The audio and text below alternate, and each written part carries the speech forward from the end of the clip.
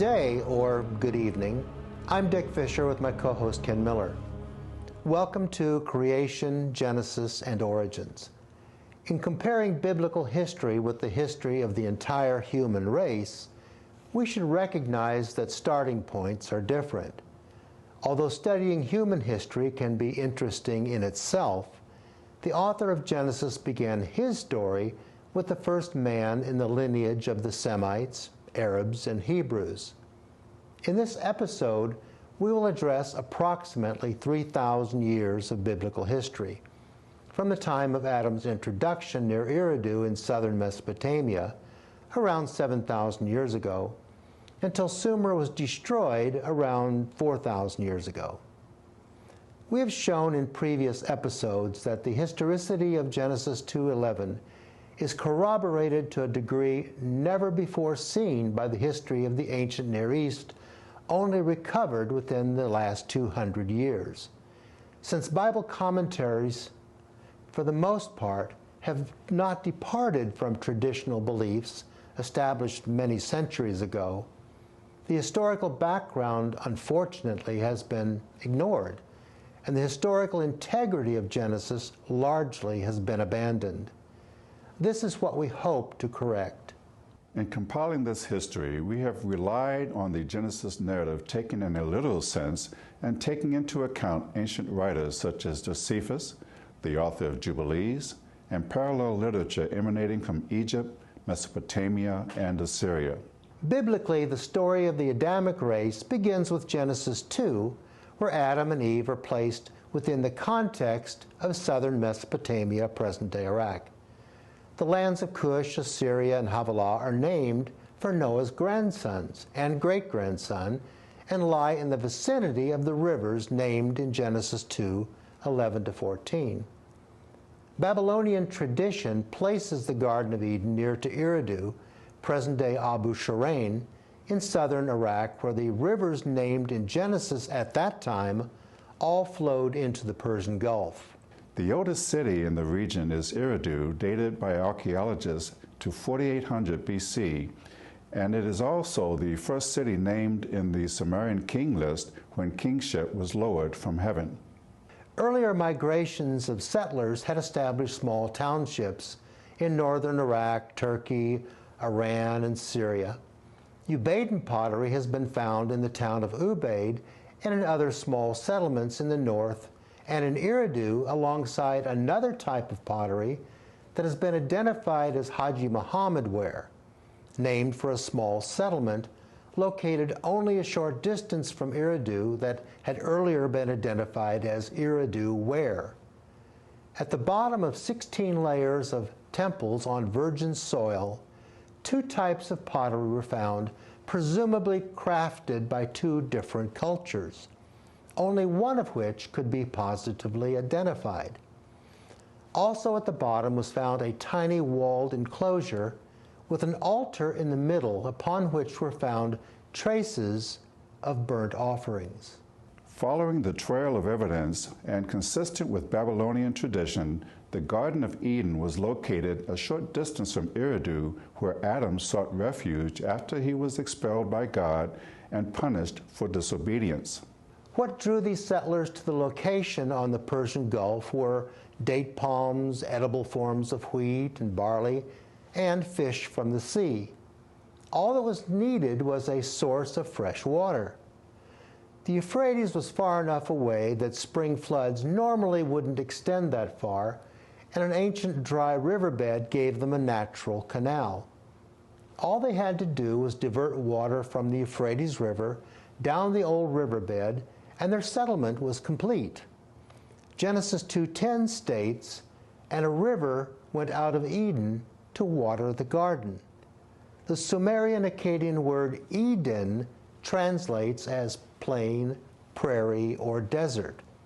Apparently, both the Garden of Eden and the settlement at Eridu received their water from the same source, a canal or a small system of canals that came out of the Eden, originating from the Euphrates River that also furnished water to Sumerian Ur. The Sumerian king list names Alulim as the reigning king from the beginning after kingship is lowered from heaven. The name Atum appears as a created individual in the Memphite theology of Egypt. It was recorded there before Abraham, and among his sons was one named Seth. Either this is a remarkable coincidence, or it came by way of early migrations of Noah's tribes, perhaps Mizraim, who was Noah's grandson, and whose name in Hebrew means either Egypt or Egyptian. The legend of Adapa, we believe, is an Akkadian legend about Adam, who is also placed at Eridu, where he is a priest in service to the king Alulim, and is described as blameless, clean of hands, anointer, and observer of laws. The name Adamu in Akkadian was found in ancient Mesopotamian graveyards. An early Assyrian king and a governor in the Canaanite city of Ebla were named Adamu after their famous forefather. The nominative U in Akkadian is dropped in Hebrew, and Adamu becomes Adam. About the time Eridu was settled, or perhaps a little later, the Sumerians arrived at located only 7 miles away. In due course, they established another settlement either by normal migration, or perhaps they took over an existing settlement at nearby Bad-Dabira. Trouble ensues when Cain becomes envious of his younger brother, murders him, and is forced to depart. He laments before God that his punishment is greater than he can bear, and worries that whosoever finds him will kill him. Genesis 4:14. God confirms that Cain's worry is valid and gives him a mark for safe passage. We can't know what that mark was, but apparently it was effective as he followed the same ancient riverbed turned into a major canal leading north from Eridu across the Euphrates River to a settlement where he settled in, found a wife from the indigenous population, and named the city Enoch for his son. The Sumerian king list records that Eridu was smitten with weapons, and kingship passed to the victorious city of Bad-Dabira. This may have been the triggering event which influenced the Adamite population to leave Eridu and find another place where they could live in peace. The relative safety of family was appealing, and they too journeyed north to build their own city beside the city of Enoch that they called Erech.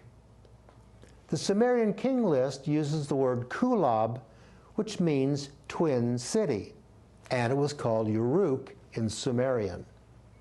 Over time, these two cities grew into one fortified city that, as far as we can tell, was never conquered by foreign invasion. There are numerous clues to help us place the entirety of the Genesis 2:11 events from Adam to Abraham within the historical framework of the era of Sumer and Akkad, from a little earlier than 4000 BC to 2000 BC in southern Mesopotamia, when Sumer was destroyed and Abraham left for the land of Canaan. To cite some examples, the legend of Adapa contains many commonalities with Adam of Genesis, and Adapa is placed at Eridu, coinciding almost exactly with the location of the Garden of Eden as described in Genesis 2:10-14. Other clues are obvious to one who has studied the history of the ancient Near East, and some are more subtle. The en prefix in Akkadian and Sumerian means king. The Sumerian king list contains many names of kings who bear the prefix, which combines their name with their office. And Adam's grandsons, Enoch and Enosh, reflect this also, meaning they were kings in their respective cities, Enoch and Erech. The city Cain named for his son, Enoch, was the second city resettled after the flood, called Unug in Sumerian. Well, these tidbits tell us a lot. It tells us both the time and place where the biblical story begins. Eden in Akkadian and Sumerian can mean desert, and Genesis describes that a river went out of Eden to water the garden, and it was not one of the 4 rivers that are named. We saw that an ancient riverbed was used to divert water from the Euphrates River to bring fresh water to the earliest settlements. The legend of Ziusudra in Sumerian parallels Noah and the flood story. In at least one of the king lists, the name Ziusudra appears before it states, "Then the flood swept thereover." The name Ziusudra translated means "he who laid hold on life of distant days," and Noah lived 950 years. Further underscoring Noah's Ziusudra's official capacity as king, Josephus writes, "This calamity, the flood, happened in the 600th year of Noah's government." From other bits of Akkadian literature, a father and son relationship can be established between the last 3 kings listed on the Sumerian king list before the flood, corresponding to the last pre-flood patriarchs Methuselah, Lamech, and Noah, named in Genesis 5, 1 Chronicles, and Luke. The Mesopotamian flood stories in both Akkadian and Sumerian contain many words and phrases also found in the Genesis narrative.